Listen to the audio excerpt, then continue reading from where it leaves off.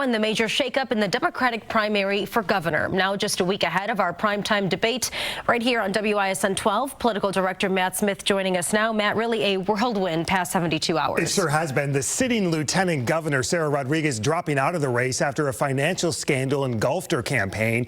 And now Milwaukee County Executive David Crowley is back in with the backing of Governor Tony Evers.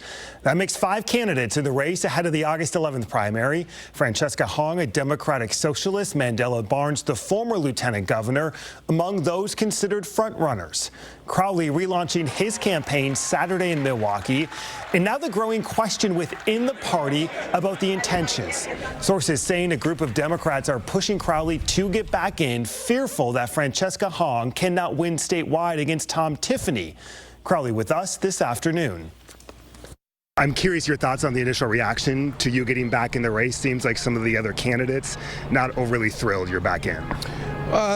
They may not be overly thrilled, but this is our democracy, right? And this is an opportunity to give all of our voters an option when it comes down to this primary election.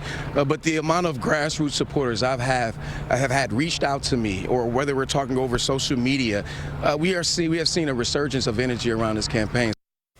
A lot to talk about, but the governor's endorsement, Matt, pretty significant. However, Crowley still needs money. And that's going to be the most urgent push in these final days ahead of the primary. Some Democrats who are not backing Crowley suggest that he's going to need millions of dollars at this point to catch up. And those other candidates, they are sure firing back in our new interviews on Upfront. You can watch them right now, the full show, on the 12 News YouTube page under the Upfront playlist. All right, political director Matt Smith joining us. Thank you, Matt, for breaking that down for us. And so far, nearly 250,000 absentee ballots have been sent to voters across the entire state. As of today, a little more than 71,000 of those ballots have been returned.